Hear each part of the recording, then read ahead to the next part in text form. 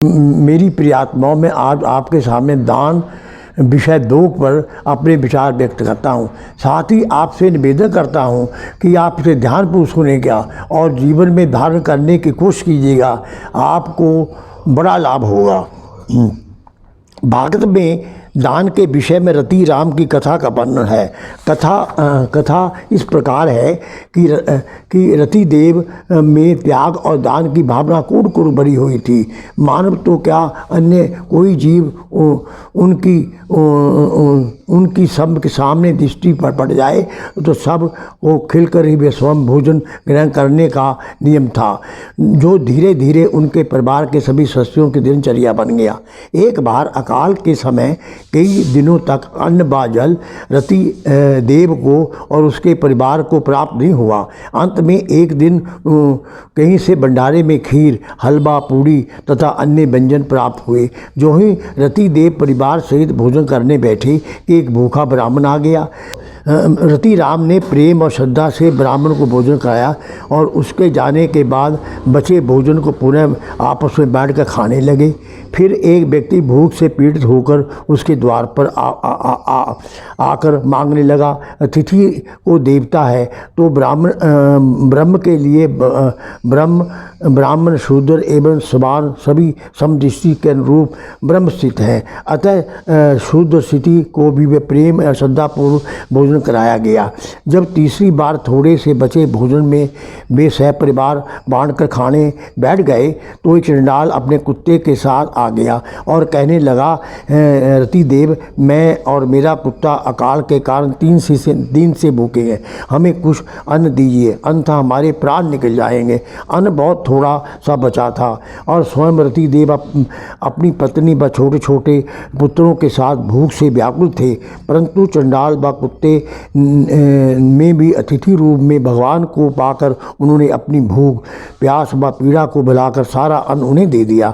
चंडाल व कुत्ते ने वह भोजन खा लिया और चले गए। रति राम के पास अब केवल एक गिलास जल शेष रह गया।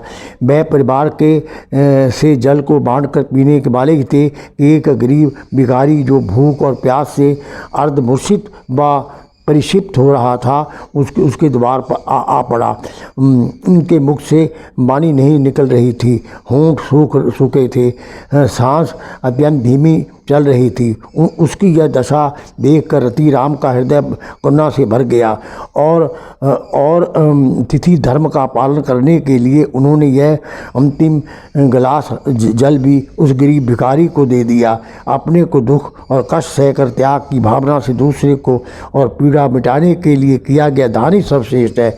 इसी भावना के अनुरूप रति राम ने अकाल में कई दिनों से भूखे होने के बावजूद भी अपना स्वस्थ दान कर दिया।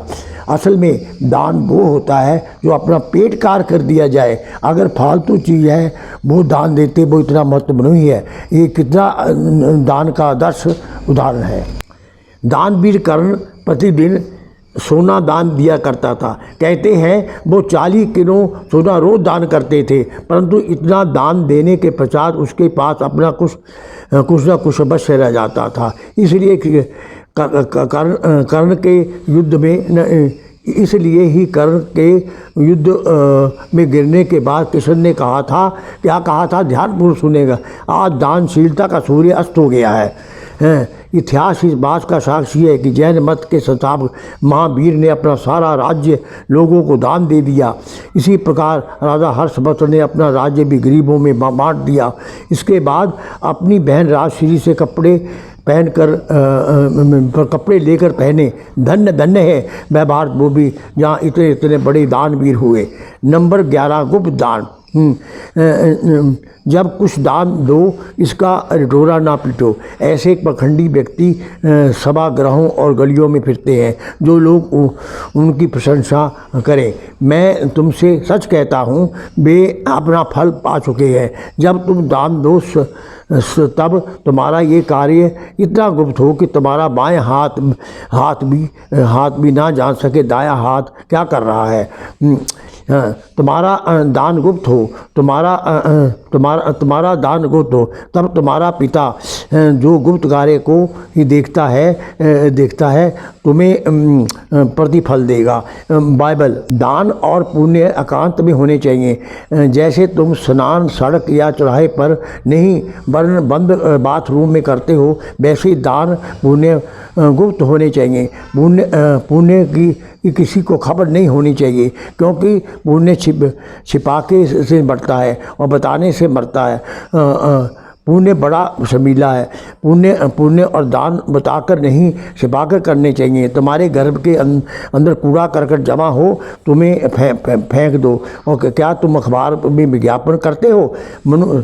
मनुश्री तरुण सागर जी महाराज, कड़वे प्रवचन, भाग 1, पृष्ठ 149। अतः गुप्त दान ही उत्तम दान है। ये दान इसलिए श्रेष्ठ माना जाता है ताकि दानी को कहीं अभिमान ना आ जाए, परंतु गुप्त दान से अन्य लोगों को प्रेरणा नहीं मिलती ताकि वे दान करें। इस कारण दान देने का सही ढंग होना चाहिए। व्यक्ति अपनी शक्ति और श्रद्धा के अनुसार किसी भी जरूरतमंद और सुपात्र को दान दे, परंतु उसे अभिमान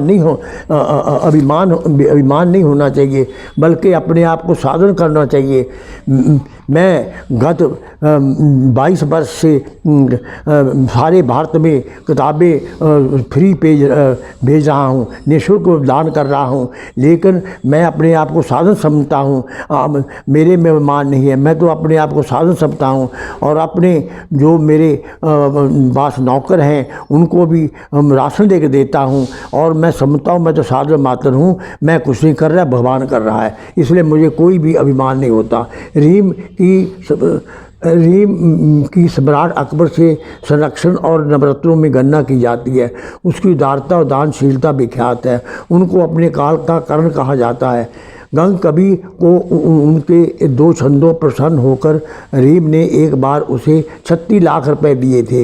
यह दानशीलता कभी हृदय की सच्ची प्रेरणा थी, किसी प्रलोभन या कीर्ति की कामना से दूर रहता था। इतना बड़ा दान देकर गंग कवि ने कहा था, सीखी कहाँ नवाब ये ऐसी अद्भुत देन, ज्यों कर ऊंचे उठे त्यों तो नीचे नैन। रीम की विनम्रता देखिए, जिसका उत्तर इस प्रकार दिया।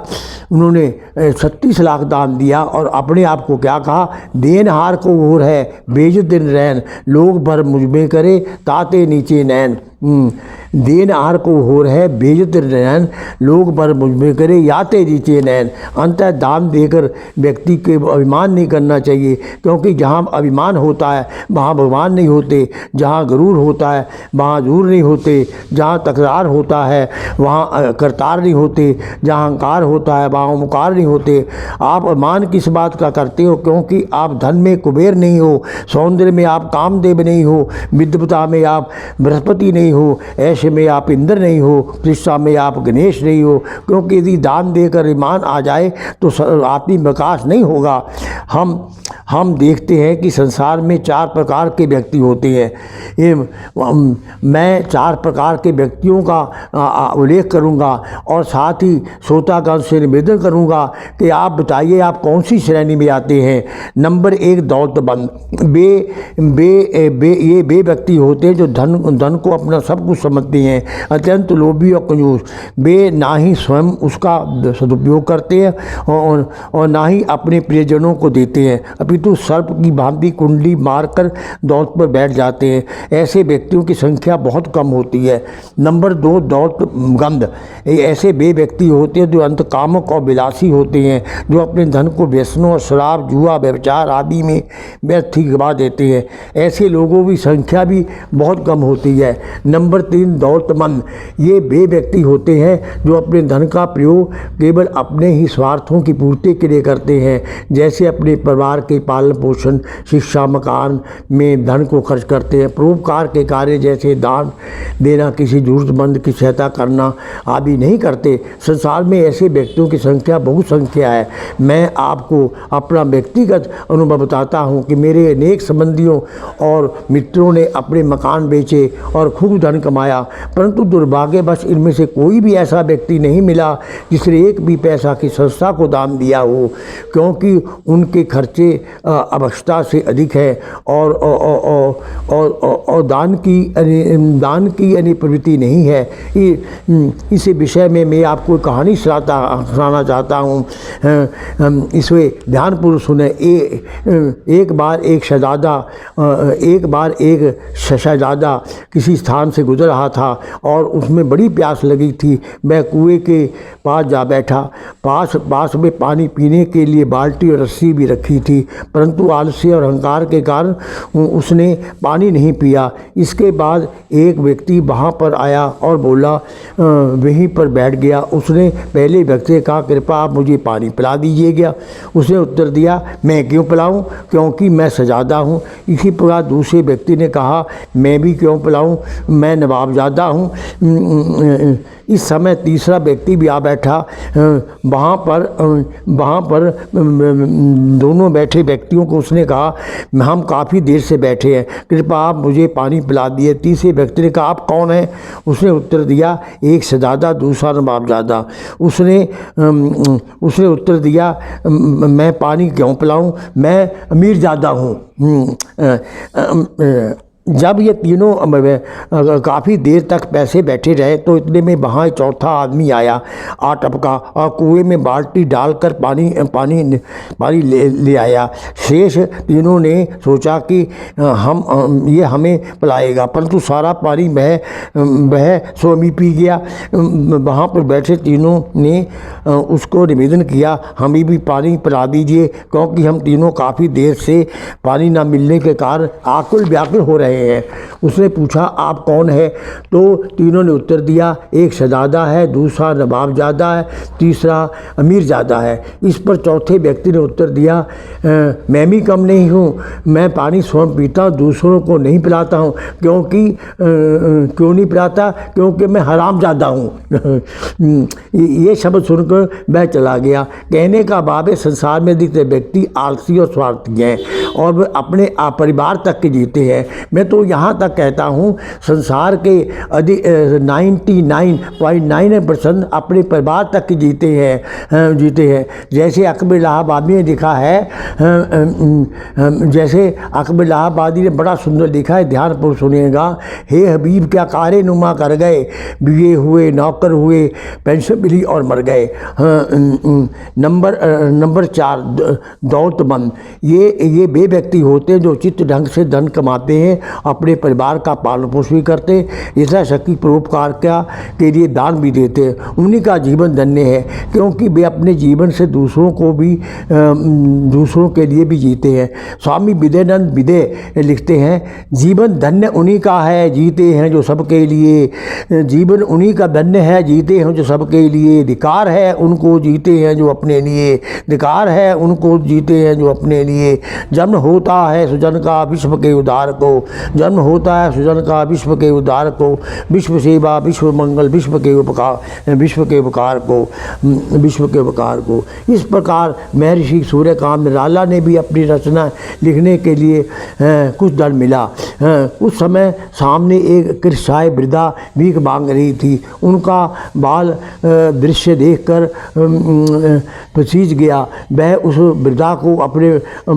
वृद्धा के पास गए, बोले, माता, यदि मैं आपको 20 रुपये दे दूं तो आप कितने समय भीख मांगना छोड़ देंगे और सुख का और आराम से गुजारा करेंगे? पिता ने उत्तर दिया, बेटा, 4 दिन तक।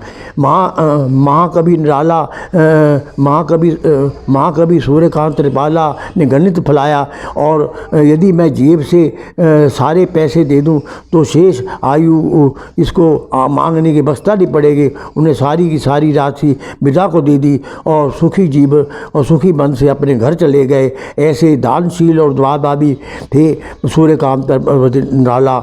आधुनिक काल में भी बड़े बड़े दानी हुए। एंड्रयू मार्कोनी, जो कि अपने काल के बहुत बड़े अमेरिकी उद्योगपति थे, उन्होंने विभिन्न नए कामों के लिए 35 करोड़ रुपया डॉलर दान दिए और विशेष तौर पर गरीबों को की सहायता के लिए गरीबों के लिए। इसी प्रकार यानी कि बिल गेट, जो कि आधुनिक काल के अत्यधिक धनी व्यक्ति थे उन्होंने भारत के दाइयों और गरीबों के लिए भी 2500 करोड़ रुपया दान दिया। निष्कर्षतः इतना ही कहना काफ़ी है कि सारे धार्मिक ग्रंथों ने दान की महिमा का गुणगान किया, परंतु फिर भी बहुत कम लोग दान करते हैं। लाला साईदास, जो कि लाहौर आर्य समाज के प्रथम प्रधान थे, आर्य समाज को 10% दान करते थे। हमारे भूतपूर्व प्रधानमंत्री लाल बहादुर शास्त्री अपनी आय का 10% पीपल्स सोसाइटी को दान किया करते थे। यहाँ तक कि विदय, जो कि आर्य जगत के महान वैदिक प्रवक्ता थे, उनका कोई भी बैंक अकाउंट नहीं था और वे सारी पेंशन दान कर दिया करते थे। वो लिखते हैं, पेंशन तो मेरी लगभग सारी दान में चली जाती है, ज़्यादातर विद्यार्थियों की मदद में। विदय बानी दाम्पत्य जीवन। इसी प्रकार आचार्य श्री राम शर्मा, जिन्होंने हरिद्वार शांति कुंज की स्थापना की, अपनी सारी पेंशन गरीबों में बांट दिया करते थे। यहाँ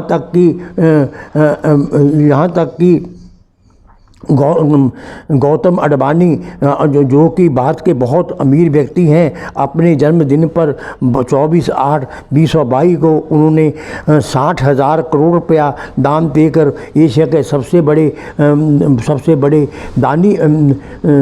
दानी बन गए।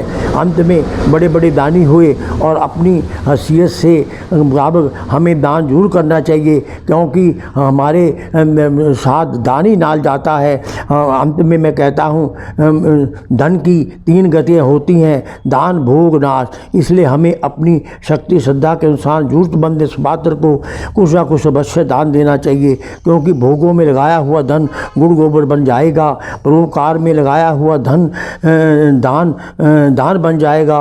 उसी पात्र निर्धन को सहायता के लिए दिया हुआ दान प्रभु प्रसाद बन जाएगा। जैसे तुलसीदास लिखते हैं, तोरबर फूले न आपको नदी न सींचे नीर, परमार्थ के कारणे संतन धरा शरीर। ओम शांति शांति शांति।